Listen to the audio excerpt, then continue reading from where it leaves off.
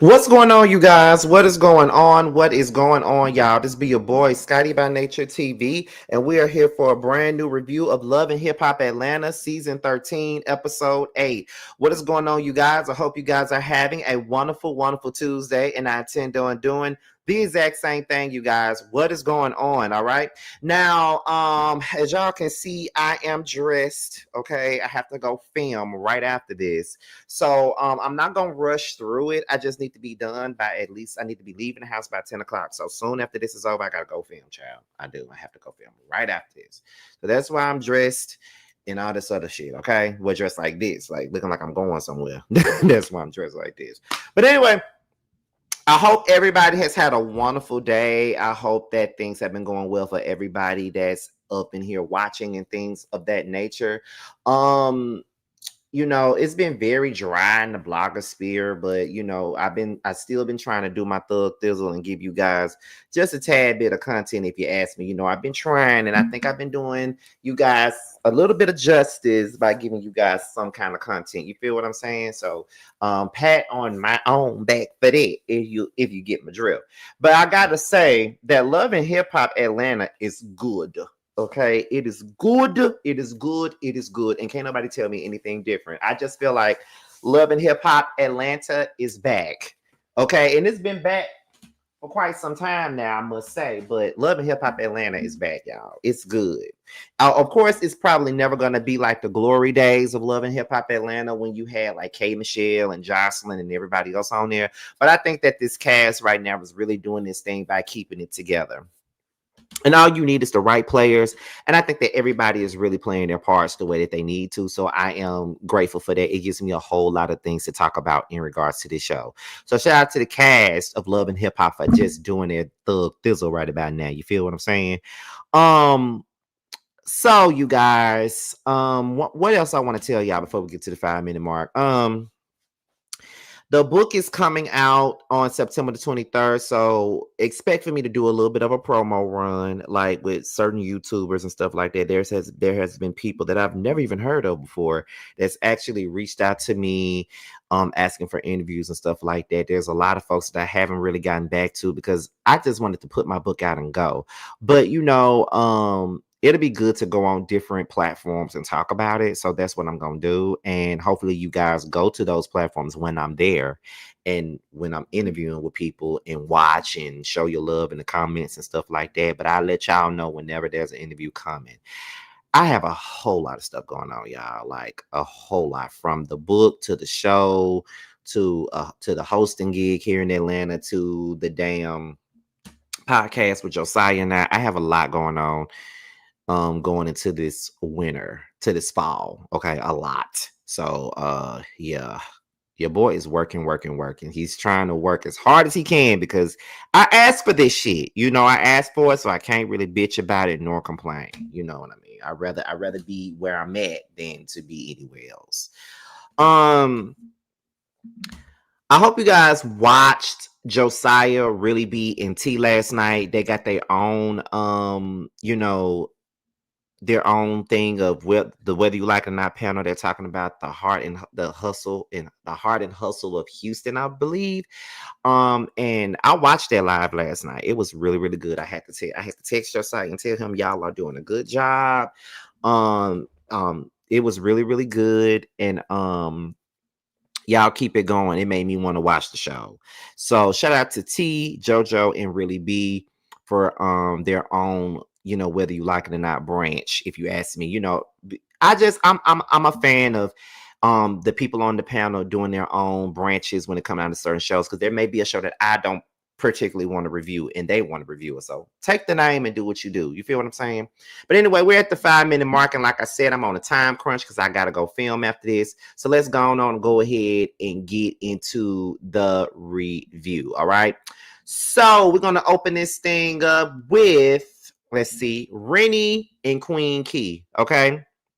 Now, like I said before, it's something about Queen Key that I really like. It's something about her that I truly adore. She's a beautiful woman. She looks good with her blonde hair. The dimples really, really does it for me. And I like her. And she seemed like she could rap. Like I said, I don't know her music. I'm gonna have to go and listen to her music the same way I did with when light skinned Keisha first came on, as LT, they would call her colorism Keisha, but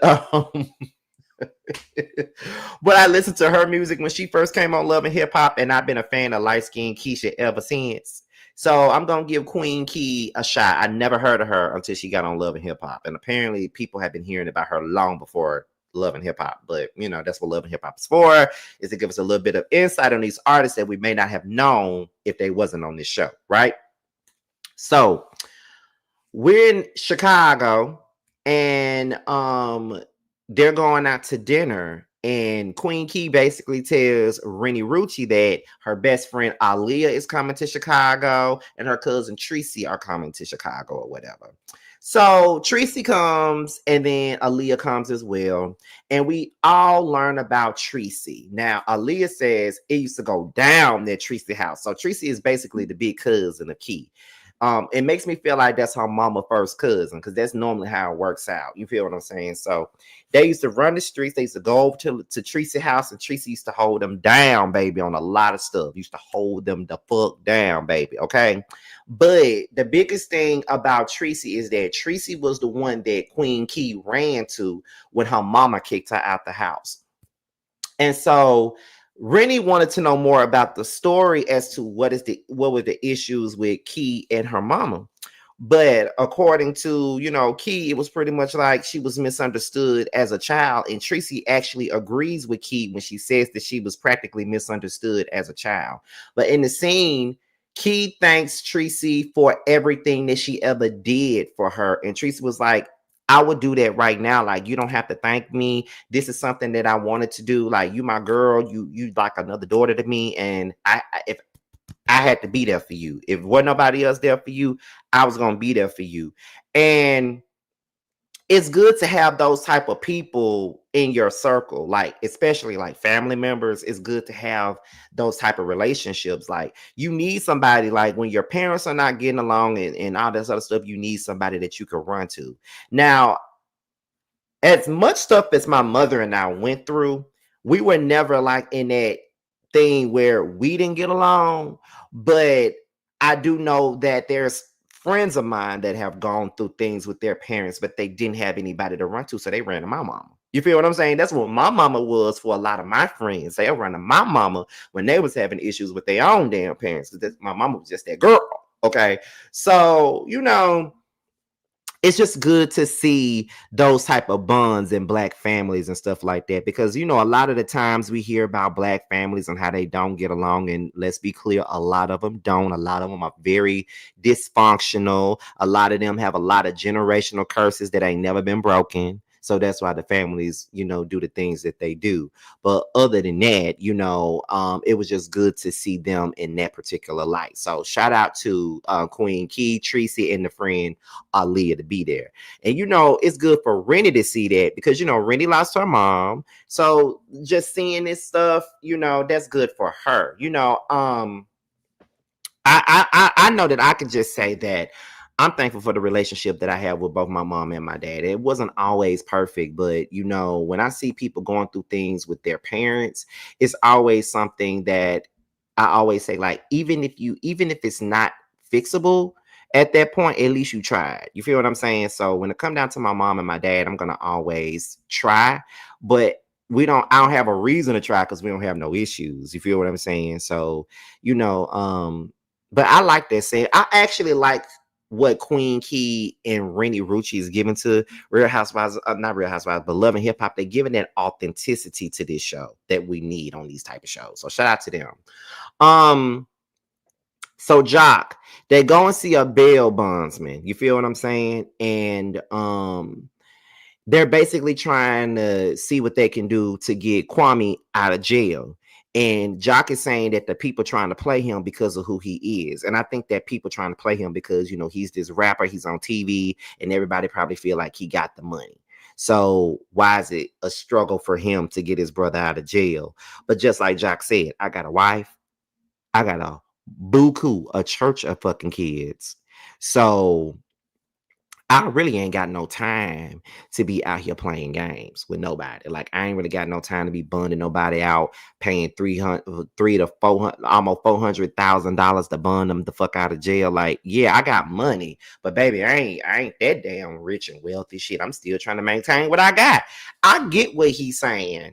I get what he's saying, and I think that when people see folks with money or see that they got a certain stature, they feel like, oh, it ain't no problem. They can, but not realize that they still got responsibilities. Just because people got money, that don't mean that they ain't got no damn responsibilities. And that shit, they ain't strapping for cash, but this money don't, they got to make sure this money lasts. You feel what I'm saying? So that's just what it is for me. Like, that's what it is for me. So I understood where Jock was coming from. Like, they trying to play him because he's young Jock. Like I said, he's a rapper, well known in the city, on Love and Hip Hop, got all these different business ventures on the radio, shit like that. So they want to play him for a fiddle. But I'm glad that he went to a bondsman that can help him out. So shout out to Jock, Kendra, and Jada and everybody that was involved. So they got what they needed. So at this point, they're now focused on Kwame coming home at least until the trial. So shout out to Jock and his family. We saw a lot of them on this episode. So we get into Bambi. Now she meets up with Yandy because she wants to get her mind off of Ray in this engagement party. This engagement party has been completely stressful for her, and her and Ray have been going through some things. So she really just want to get her mind off of it. And plus, she heard about all the stuff that's been going on with Yandy in the blogs. So she really just wanted to come in and see how she's doing and see what's going on with her. So then they go taste testing on some wine. I think that's what that was. And then they discuss the engagement party. And Bambi was like, it's so much stress and it's so much stuff that I gotta do, and I'm just really worrying myself about it. So it's just like, girl, I really got to get this going. I really got to make sure that this party is right.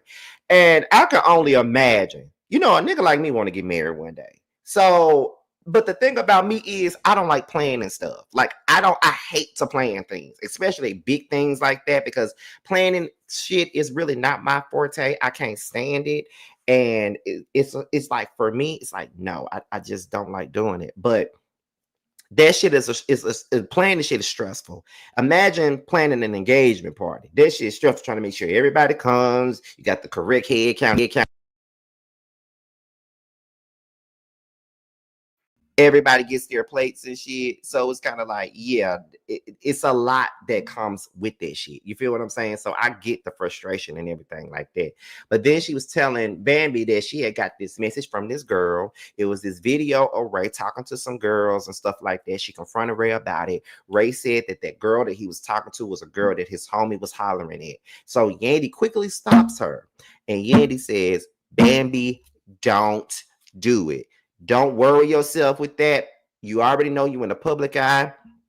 And what people like to do in the public eye, they're going to come to you with a whole bunch of stories. They're going to tell you about this one and that one and this man and that woman, this woman, all this other stuff. They're going to have a whole bunch of stories. So it's up to you to really be on your P's and Q's and not necessarily worry about what people got to say, especially when you're in the place that you in. And Bambi is in agreement with her, but Bambi's trust is kind of fucked up, being that she was with Scrappy for all these years and Scrappy kind of did her dirty.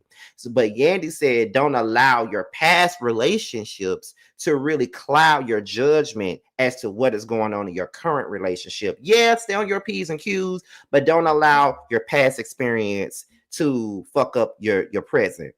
And I understand what Yandy is saying, and I get it wholeheartedly, right? So then that's when they discussed the Mendici situation, and Yandy is saying that her marriage is hanging on by a thread. At this point, it's like her and Mendici act like they don't even like each other. Like every conversation that they're having is only more so about the kids and the kids only. They don't have nothing else to talk about if they ain't talking about the kids. So right about now, she's feeling some type of way because of the fact that, Mendici really ain't fucking with her like that right now. And, to each his own. But I don't understand how they could still be going along with that. You know what I mean? Like, here's my thing. We keep on hearing stuff about Mendicis in the streets. We keep on hearing it. But just like Two Feisty just said, because I was just about to say it, but There she is. She says that Mendici been out in the public allegedly with all these women, but there's been no pictures, no videos, nothing. It's all been hearsay. So you would really believe, you would really think that we in Atlanta. Okay, we are in Atlanta. Somebody got a phone recording. Somebody got a picture sending to Tasha K. Somebody got a picture sending that shit to the shade room. Somebody got a picture sending that shit to fucking, the neighborhood talk Kyle and them, or Ra Ali with her candy corn ass. Somebody got a phone sending shit like that to the people. So my thing about it is, why are we acting like, why are we reacting to stuff without any proof? Now, do I believe that Mendici is doing some shit? Absolutely. I do believe that he is doing shit. But we really ain't got no real proof about anything. Because my thing is this, once again, just like Too Feisty just said with this one. If Dr. Jackie husband got caught slipping at an airport, I know Mendici would have got caught slipping by now. You know what I mean? So I don't know. What else is going on? So Bambi says that she has seen Yandy defend the Frost when they was going through that shit with Jasmine. And honestly, y'all, that is the truth. That is the fucking truth. Yandy has stood 10 toes for motherfucking Rashida. 10 toes for Rashida. And can't nobody say she hasn't. She has stood 10 toes down for Rashida being her friend and all this other stuff, having issues with Jasmine when there was really no issue to fucking have with that girl, but only because Rashida was her good friend, her good Judy, her good sis, she was taking up for her. And I can't say that I'm mad with her, because I mean, I'll take up for my friends too. I ain't gonna necessarily have no problem with them, but I'm gonna ride with my friends too at the end of the day. I ain't got no issue with you, but when it comes down to my friend, I'm riding with my friend. You know what I mean? Like, it is what it is. So yeah, but Rashida is not your friend. She ain't nobody friend. And I've been saying that shit for motherfucking years now. And K Michelle been told y'all that she's a fake ass person. Kalina already showed y'all that she was a fake ass person. Carly been showed y'all that she's a fake ass person. She's fake as fuck. So my thing about it is, I don't know why everybody is so goddamn surprised when it comes down to Rashida being a fake ass person and being a fake ass friend, because now all of a sudden you and Yandy ain't never been friends. But on camera, y'all, you were sitting right there acting like you and that girl were really friends, like they're hanging out, talking on the phone on the regular and stuff like that. That's the way y'all was acting. I can't do that shit. I don't give a fuck if we are on a reality show. That's my home girl. That's my coworker. We don't talk on the phone. I'm not going to, because my thing is this, if Yandy,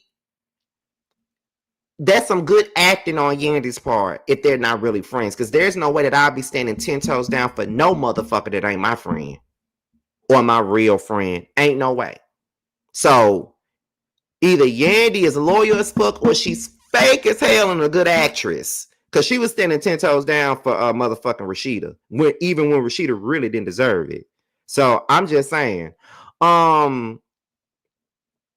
Yandy says that she wants Rashida to say the things that she's been saying behind her back in interviews on podcasts to her face. But Rashida ain't no real bitch. She ain't gonna say it to your face until Mona comes from the crevices and be like, you better get your ass in front of that camera and say what the fuck you gotta say to her face. Because every time Rashida sees Yandy, she skips and hops to the next side. She don't want to be around Yandy. She don't want to see Yandy. She don't want to talk to Yandy. Same thing with K Michelle. When K Michelle came back to Love and Hip Hop, she was one of the few people that was saying, I don't want to fan with her. You don't want to face the motherfucking music of the things that you have said and done. You don't want to face the goddamn music. So it is what it is to me. Yandy says that Rashida and Jasmine been cool, and this shit was all an act. And when she says it was all an act, it goes back to the shit that people been saying from the very beginning. Kirk and Georgia Prune had that girl come on this show and create this motherfucking storyline. Brought this girl back on the show for a storyline.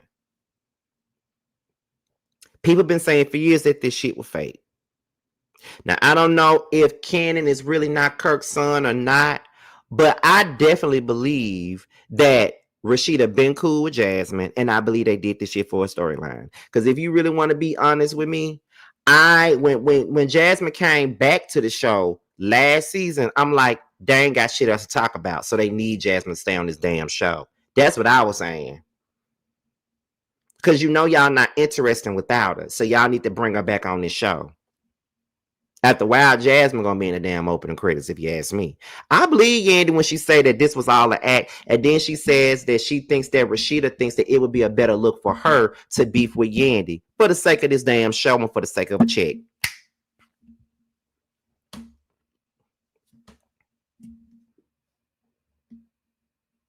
Y'all don't believe that? I really believe that she beefing with Yandy because it looks good for her on the show and they give her something else to talk about. Because Rashida been boring for a long time. Kirk and Rashida ain't had no storyline for a minute. Let's go down the list. Their first season, I don't really feel like they was really having no real like they was talking about being a manager and being a manager and being a husband at the same time. That was their storyline. Second season, at first, K Michelle was the K Michelle beef was a storyline. Then K Michelle refused to film with her after that. So then they went into her getting pregnant and Kirk saying that the baby ain't his, and then he went out and fucked on somebody else. That was their storyline. Season 2, season 3. They all of a sudden had a nanny that they was trying to hire, and Rashida thought that Kirk was fucking a girl all of a sudden. Then that was season 3. Then season 4, that girl Ashley was a girl that Kirk was apparently signing to his label, and Rashida thought he was smashing her, but then she was gay the whole time. Season 5, I don't even think they had no damn storyline. Season 6 is when Jasmine came along and said that she fucked Kurt and had the baby by him. Season 7 was the same storyline. Season 8, they ain't had shit. Season 9, they ain't had shit. Season 10, I didn't even watch that season. Season 11, they still didn't have shit going on. Season 12, they brought Jasmine back for a storyline. So it's just like, yeah, that's what it's giving. So beefing with Yandy will give them something more to talk about. That's what they do. And it's a mess. So then Yandy says that Kirk has shared things with Mendici behind Rashida back. So there's a lot that she knows. So and Bambi just sipping on the tea and getting all of it. And I'm like, girl, I'm right here with you, girl. Keep pouring the cup, okay?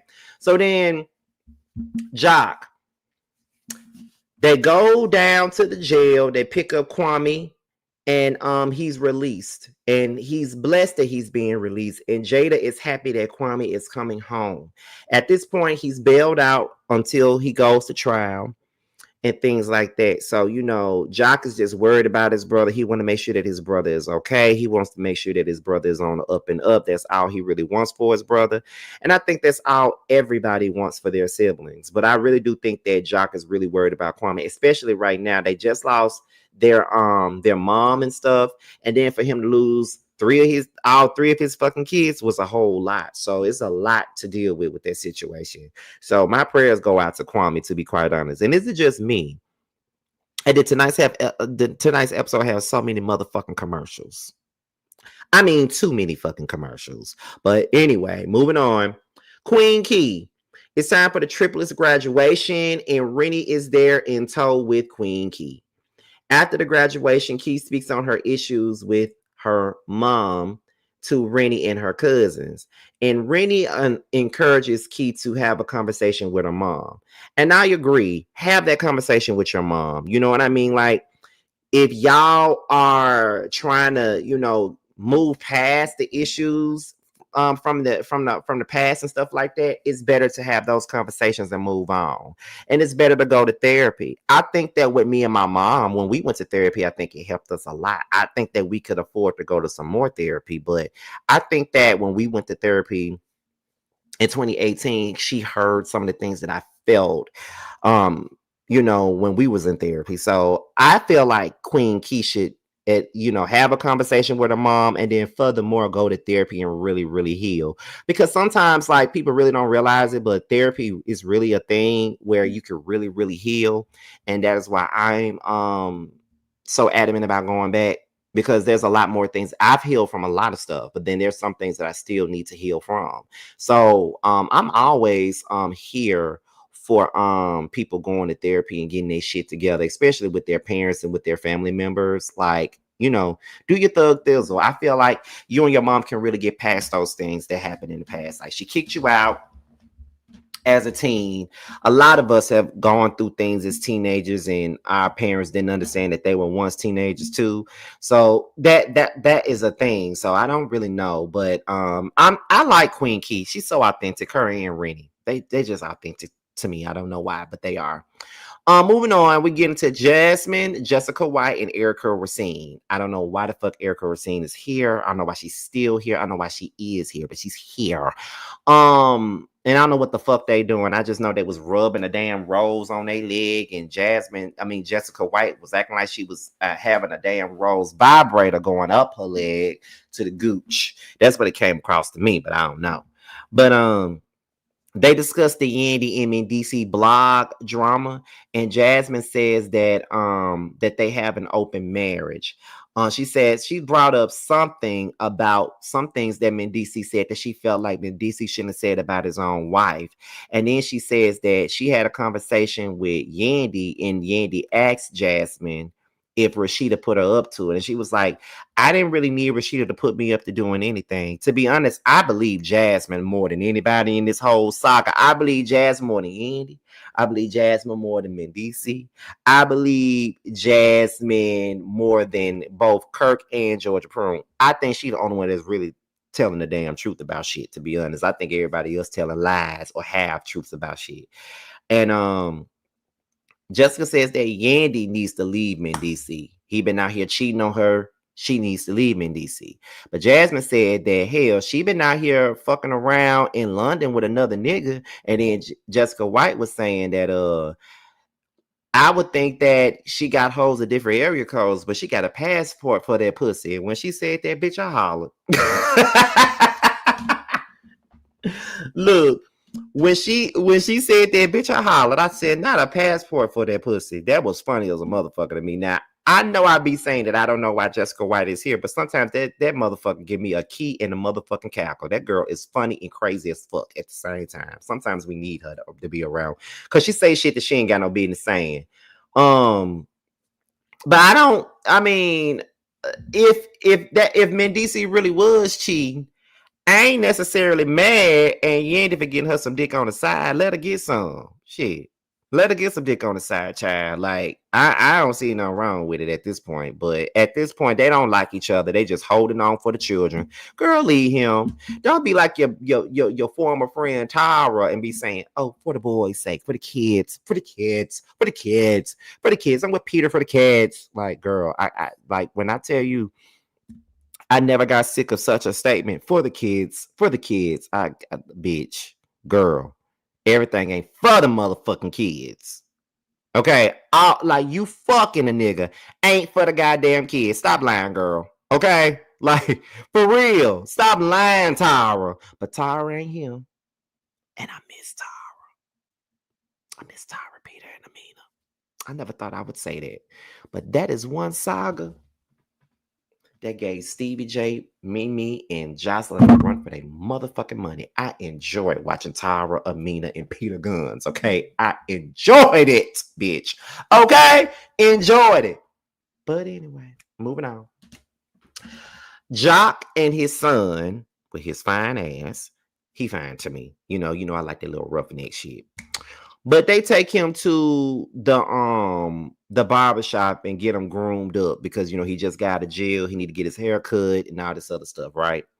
Ja give him a little bit of real talk, but he don't want to really sound like he preaching to him or nothing like that. But it's just that, yeah, you need to get out here, do what you need to do to better yourself, and just be on the up and up. That's all Jock was really saying. And I didn't realize that Kwame was younger than Jock. But that's all we really want. As a big brother myself, all I really want for my siblings, even the ones I don't fuck with, all I want for them is to do good for themselves, be better. I want them to be better than me. Like, I don't want, I don't even want my siblings looking up to me. I want them to do better than me. You know what I mean? Like, that's what I want. I want them to do better than me. Like, when I hear my younger brother say that he look up to me, I'd be like, girl, why? Well, not girl, but boy, why? I ain't shit to look up to.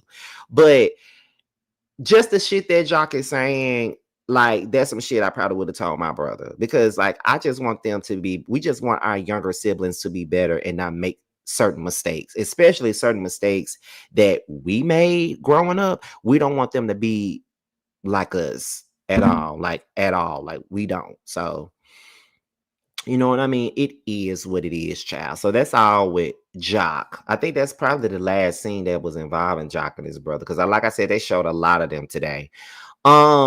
Let's go ahead and get into Queen Key and her mama.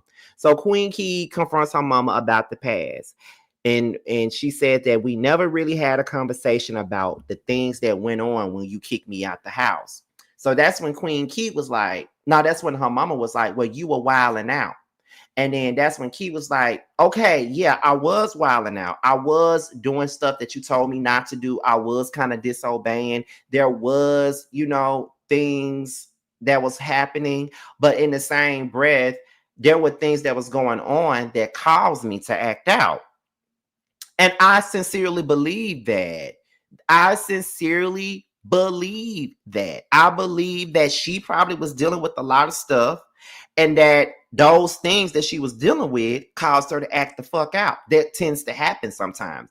People don't want to admit that or believe that, but that do happen. That does happen a lot. Like people do tend to act out when things are not going well. They do. Let's see. She says that she didn't feel protected and she experienced abuse in every way. Boom. That's why she was wilding out. She said it right there. This is why she was wilding out. Key was wilding out because she did not feel protected by her mom. She was abused in every single way. And she could be talking about any form of abuse. It could be physical, it could be sexual abuse, it could be mental abuse, it could be any kind. So when a kid don't feel protected by their parent, they're gonna act out. When a kid sees things that is going on in the home that they're living in and they know that their shit ain't right, they're going to act out. And it may come across a little bit disrespectful. And a lot of times it may not even be rooted in disrespect. It's they don't like their surroundings, and they don't have no other choice but to be in that surrounding due to the fact that they live with you.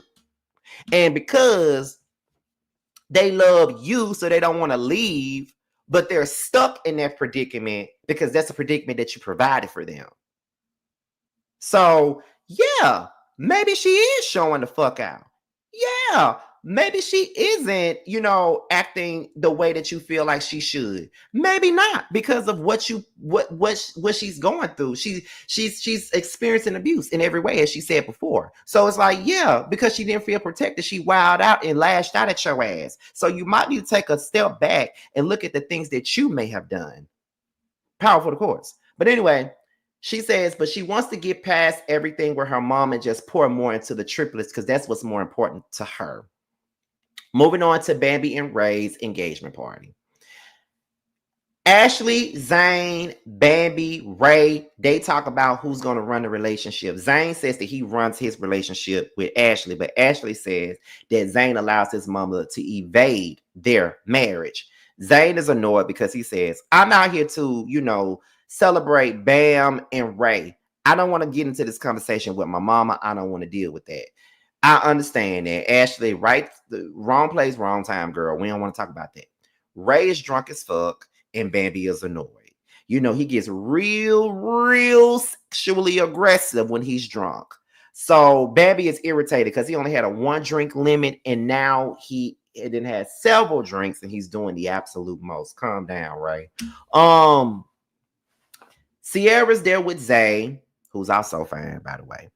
And Bambi is concerned about Sierra. So at this particular moment, Bambi does not know that Sierra has had a miscarriage. She doesn't know.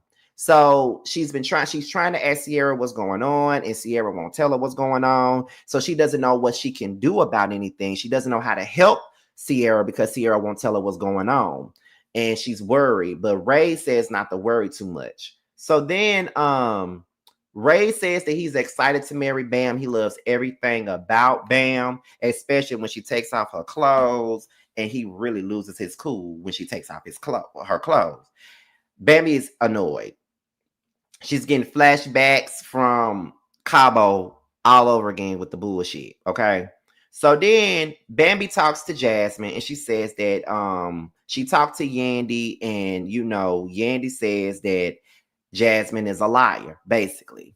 So then that is when that's when Bambi says that Jasmine need to talk to Yandy. So then Jasmine and Yandy talk.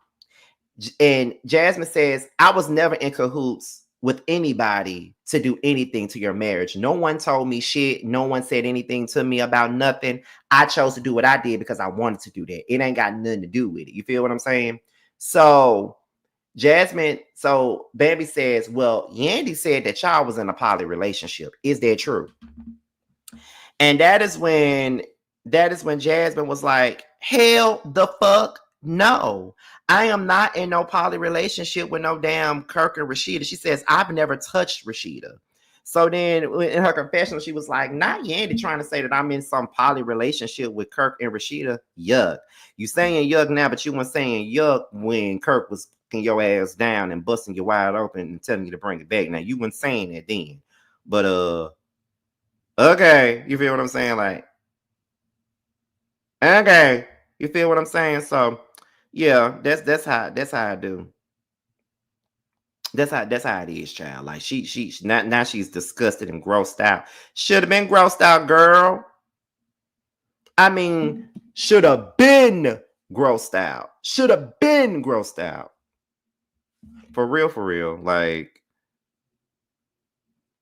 hold on, y'all.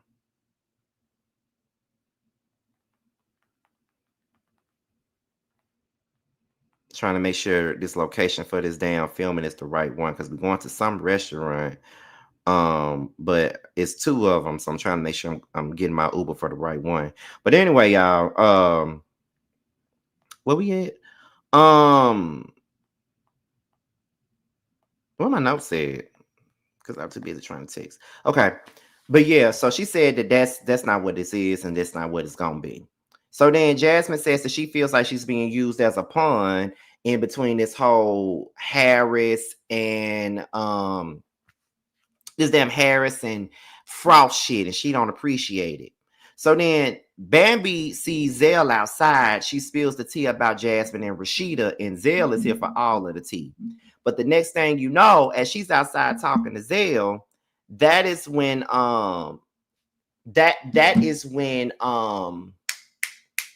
Ray walks up and saying whoever got a problem with Ray can go to sleep. So he done came out here and threatened Zell, and don't nobody know what the fuck he threatened Zell about.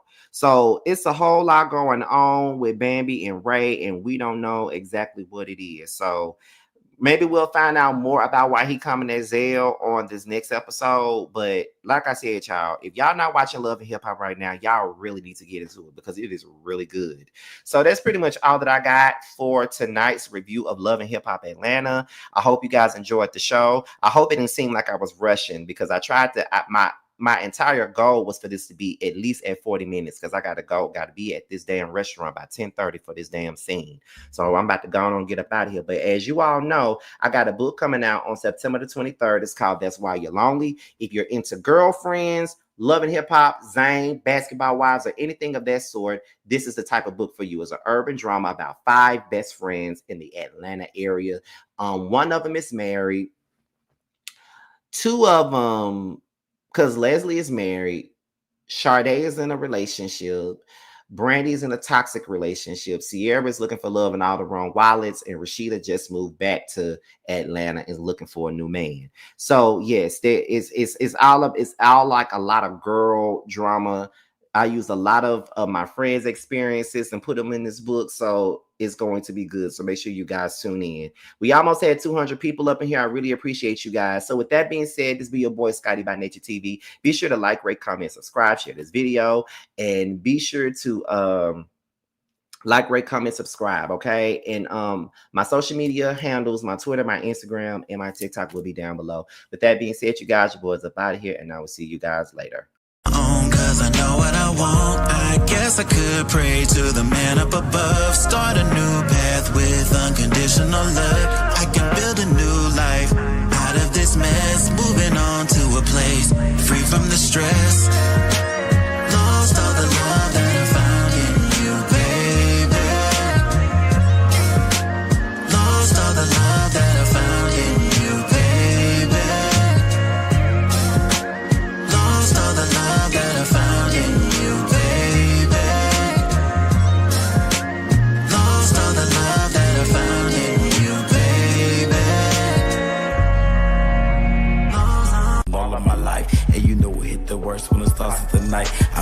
nigga shit, they can speak for itself. See, I'm a bad little nigga with his heart as well. Say it best from the heart, so it beating is felt. Just a sense to see you smile, so more probably can melt with the cause is dealt. Nigga, I was just wishing, can I be the only bad bitch that you hit like? Can I be the only bad bitch you hitting like? Can I be the only bad bitch you hitting like? Can I be the only bad bitch you hitting like? Can I be the only bad bitch you hitting like?